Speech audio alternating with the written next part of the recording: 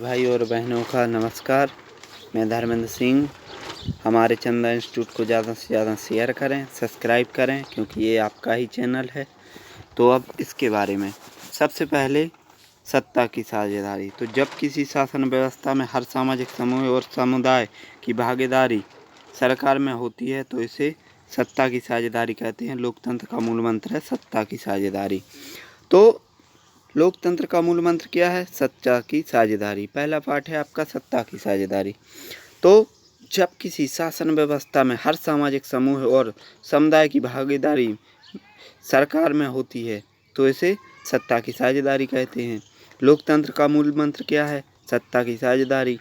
तो सत्ता की साझेदारी क्या है? जैसे चार भाई हैं, चार भाई मिलकर के किसी चीज़ का गठन करते हैं। जब चार भाई मिलेंगे एक चीज़ का गठन होगा। जब एक चीज़ का गठन होने के बाद वो वस्तु उनकी चारों की होगी तो प्रत्येक का बराबर हिस्सा हो। ऐसा ना हो कि किसी का ज़्यादा हिस्सा हो किसी का कम, तो सबकी भागीदारी हो।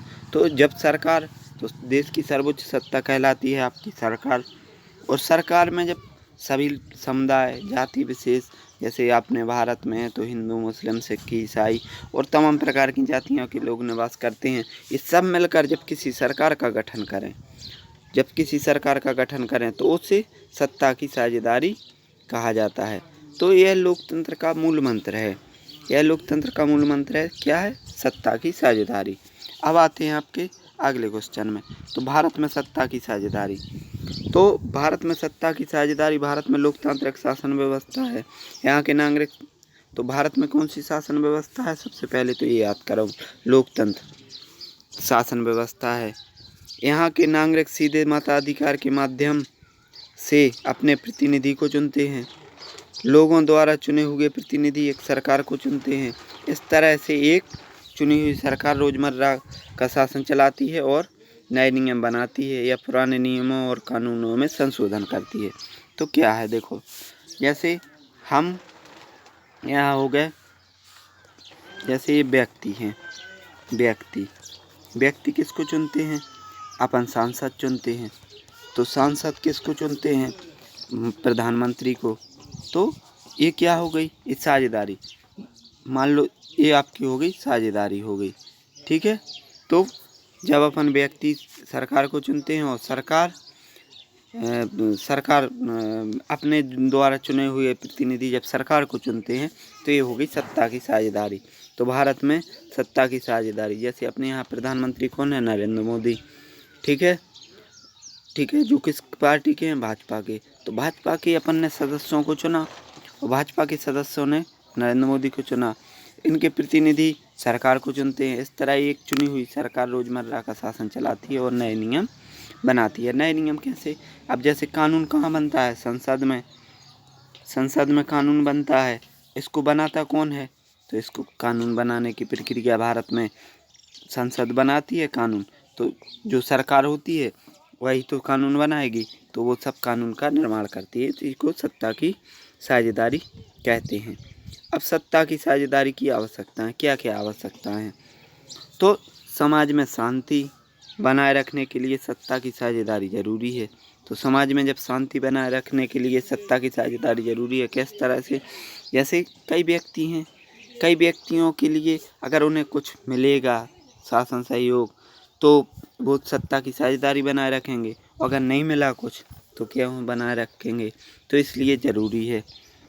लोगों की आवाज़ ही लोकतांत्रिक सरकार की नींव बनाती है। तो लोगों की आवाज़ यानी प्रत्येक व्यक्ति की आवाज़ ही सरकार की नींव बनाती है कि सरकार को क्या करना चाहिए। जब प्रत्येक लोगों की बात सुनी जाएगी तो फिर लड़ाई झगड़े बंद हो जाएंगे। तो इसी को कहते हैं सत्ता की साझेदारी, ठीक है। तो सत्ता की साझेदारी यही होती है कि समाज में शांति व्यवस्था बनाए रखें, शांति भंग ना हो। इसलिए कहा जा सकता है कि लोकतंत्र की आत्मा का सम्मान रखने के लिए सत्ता की साझेदारी जरूरी है। इस तरह से आपको ज़रूरी है लोकतंत्र की आत्मा का सम्मान बनाए रखने के लिए सत्ता की साझेदारी जरूरी है। तो आत्मा का संविधान, लोकतंत्र की आत्मा, ये इम्पोर्टेंट है बनाए रखने के लिए। अब संविधान की आत्मा कैसे? जैसे कोई व्यक्ति है, मान लो कोई भी व्यक्ति है, अब उसको अगर सरकार द्वारा सम्मान मिलता है, उसे लगता है कि हमारा सम्मान हो रहा है, तो वो सत्ता का साझेदार है। अगर उसका सम्मान नहीं हो रहा है, वही हिटलरस्तानाशाही नीति आ जाए कि जो हिटलर कहे वही। अब आते हैं श्रीलंका के बारे में। तो श्रीलंका एक द्वीपीय देश है। द्वीपीय देश का मतलब हो चारों तरफ पानी से घिरा हुआ, मतलब चारों तरफ अगर जल से ही घिरा हुआ कोई क्षेत्र होता है तो उसे द्वीप कहते हैं। ठीक है, और अगर तीन तरफ से घिरा हो तो उसे प्रायद्वीप कहते हैं। जैसे भारत का आप प्रायद्वीपीय भारत पढ़ते हैं, तो प्रायद्वीप किसे कहते हैं? जो तीन तरफ से जल से घिरा हो उसे प्रायद्वीप कहते हैं, जो चारों तरफ से जल से घिरा हो उसे द्वीप कहते हैं। तो श्रीलंका एक द्वीपीय देश है जो तमिलनाडु के तटीय क्षेत्र से कुछ किलोमीटर दूरी पर स्थित है। इसकी आबादी 2 करोड़ है। तो इसकी आबादी कितनी है? 2 करोड़। तो भारत में हरियाणा राज्य की आबादी 2 करोड़ है। अब यहाँ की कुल आबादी कितनी है? 2 करोड़। तो श्रीलंका में द्वीपीय देश है, तमिलनाडु के दक्षिणी तट से कुछ किलोमीटर की दूरी पर स्थित है और इसकी आबादी करीब 2 करोड़ है। तो 2 करोड़ आबादी अपने भारत में किसकी है? हरियाणा की। हरियाणा की आबादी है 2 करोड़।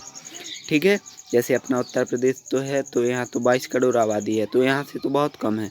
तो ये केवल हरियाणा राज्य से ही कम आबादी है। अब देखते हैं श्रीलंका के सामाजिक समूह में 74% है सिंहली। ये बौद्ध धर्म को मानते हैं। सिंहली कितने हैं? 74%। ठीक है, सिंहली तो 74% सिंहली हैं। तमिल हैं 18%। श्रीलंका की आबादी में ईसाई लोग कितने हैं? 7%। तो 74 ये हो गए, 18 ये हो गए और 7% हो गए ईसाई। तो इस तरह से श्रीलंका की ये आबादी है। तो इस तरह से श्रीलंका की आबादी है। अब क्या है, श्रीलंका में शुरुआत में क्या होगा कि जो सिंहली थे उनकी संख्या ज़्यादा होने के कारण उन्हीं की आवाज़ हुई, इसलिए आपने सुना होगा एक LTTE। ये लोग वहाँ पर विद्रोह मचाना शुरू कर दिया। ये कौन थे? ये थे तमिल विद्रोही। तमिल, क्योंकि इनकी आबादी कम थी इसलिए इन्हें स्वतंत्रता नहीं मिली। अब श्रीलंका 1948 में स्वतंत्र राष्ट्र बना। तो श्रीलंका स्वतंत्र कब हुआ? 1948। सिंहली समुदाय के नेताओं ने अपनी बहुसंख्या के बल पर शासन का प्रभुत्व जमाना चाहा। तो सिंहली की संख्या वहाँ ज़्यादा थी, इसलिए उन्होंने शासन सत्ता पर अपना अधिकार जमाना शुरू कर दिया। ठीक है, जब सिंहलियों ने अपना अधिकार जमाना शुरू कर दिया तो वहाँ जो शासन सत्ता की भागीदारी थी उसमें उनकी भागीदारी ज़्यादा मात्रा में हो गई।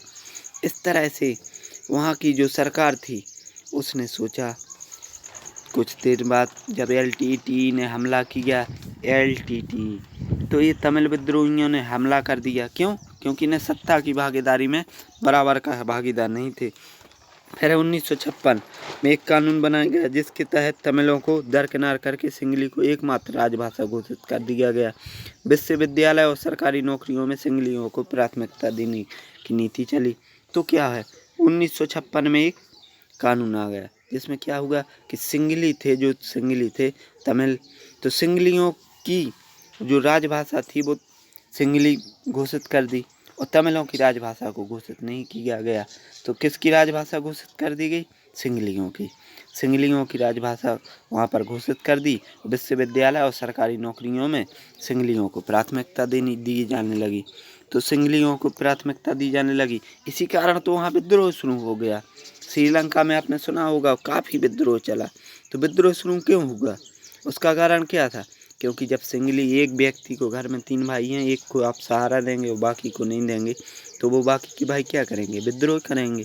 तो इस तरह से इसके बाद आता है लोकतंत्र।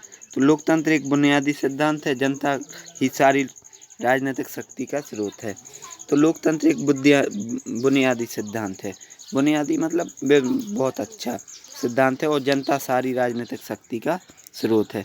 तो वहाँ पर जो जनता है वो उसकी सारी राजनीतिक शक्ति का स्रोत है।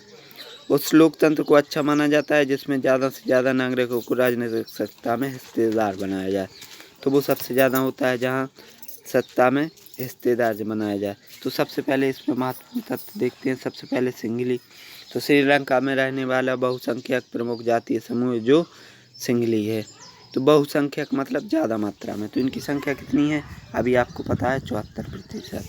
इनकी संख्या कितनी है? 74%। तो इन्हें वहाँ की जनसंख्या में 74% है। तो ये सिंगलियों का हो गया। अब है तो ये बहुसंख्यक है, प्रमुख जातियों जो सिंगलियों का है, इनकी आबादी कुल जनसंख्या का 74% है। सॉरी, अभी मैंने 71 बता दिया था, 74। तो 100% में से प्रत्येक 100 व्यक्ति में 74 व्यक्ति कौन है? सिंगली। श्रीलंका में प्रत्येक 100 में 74 कौन है? सिंगली हैं। तो वहाँ कानून इनके हिसाब से चलने लगा। इसी तरह से वहाँ विद्रोह भड़कने लगा। फिर है लोकतंत्र।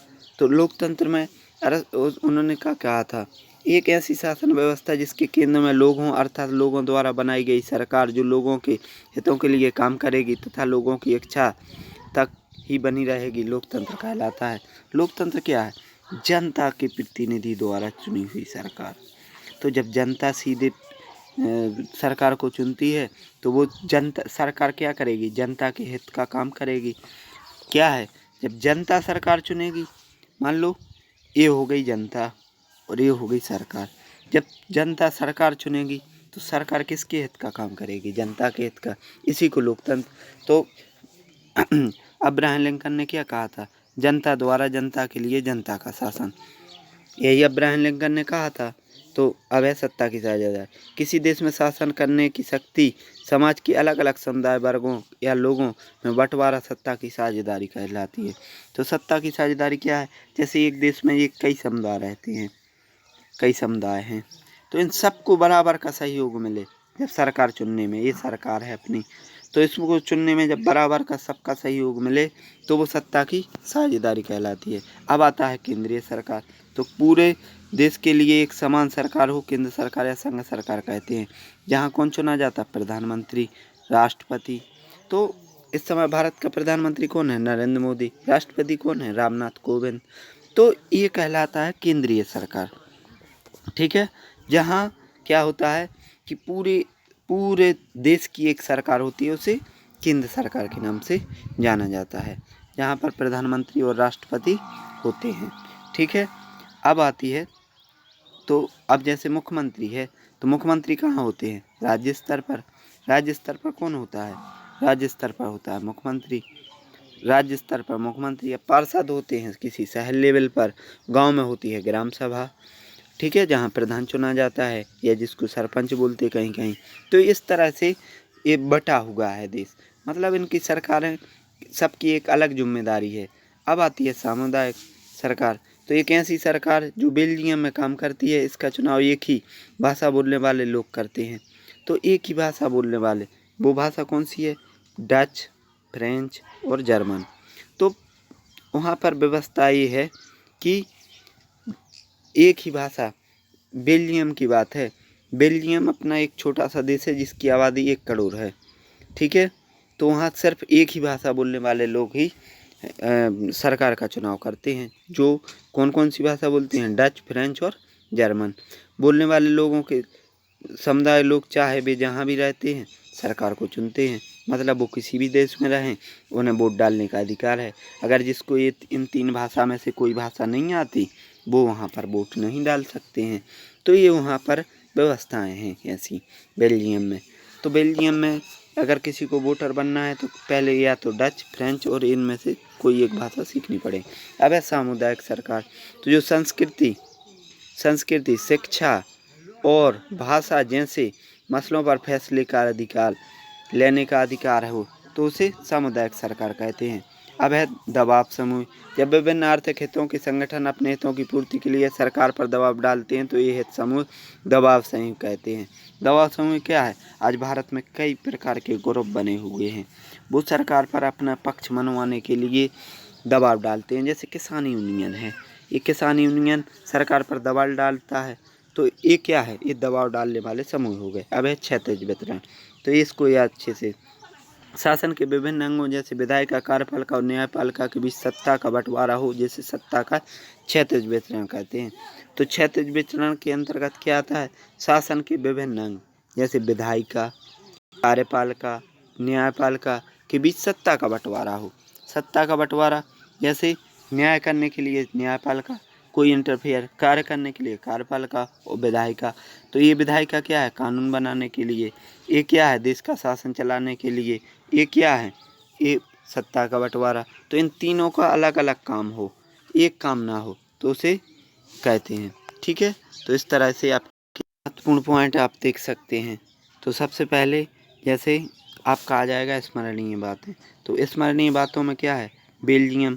तो बेल्जियम यूरोप का एक छोटा सा देश है जो क्षेत्रफल में भारत के राज्य हरियाणा से भी छोटा है। तो बेल्जियम यूरोप का एक छोटा सा देश है जो भारत के हरियाणा राज्य से भी छोटा है। नंबर 2, बेल्जियम के पड़ोसी देश कौन से हैं, क्रॉस, नीदरलैंड, जर्मनी और लक्जमबर्ग। ये बेल्जियम के पड़ोसी देश हैं। अब है बेल्जियम की आबादी। तो बेल्जियम की आबादी कितनी है, 1 करोड़ से थोड़ी अधिक है। तो बेल्जियम की आबादी कितनी है, 1 करोड़ से थोड़ी अधिक।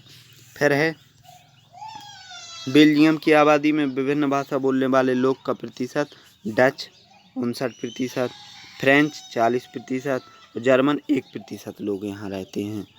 ठीक है, अब आ गया आपका ब्रुसेल्स। बेल्जियम की राजधानी क्या है, ब्रुसेल्स। फिर आता है आपका एचनिक या जातीय संघर्ष। बेल्जियम में ब्रुसेल्स बेल्जियम की राजधानी है। एचनीच या जातीय, एचनीच, तो एचनीच या जातीय एक ऐसा सामाजिक विभाजन है जिसमें हर समूह अपनी अपनी संस्कृति को अलग अलग मानता है या साझी संस्कृति पर आधारित सामाजिक विभाजन है। ठीक है, अब आता है श्रीलंका। तो अपन ने पढ़ भी लिखा है, श्रीलंका तमिलनाडु के दक्षिण तट की कुछ किलोमीटर दूरी पर एक द्वीपीय देश है। अब है श्रीलंका की जनसंख्या 2 करोड़ है।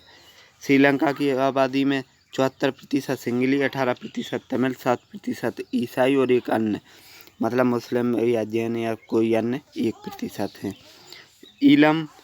इलम यह तमिल भाषा का शब्द है जिसका अर्थ है सरकार। तो सरकार का तमिल में अर्थ क्या है, इलम। इलम बोलते। सन 1948 में यह स्वतंत्र हुआ। 1956 में सिंगली भाषा को राष्ट्रभाषा घोषित कर दिया गया। और ठीक है, फिर बहुसंख्यक एक ऐसी मान्यता जिसमें यह समझा जाता है कि कोई बहुसंख्यक समुदाय अपने मनचाहे ढंग से देश पर शासन करता है और अल्पसंख्यक समुदाय की जरूरत इच्छाओं की अवहेलना करता है।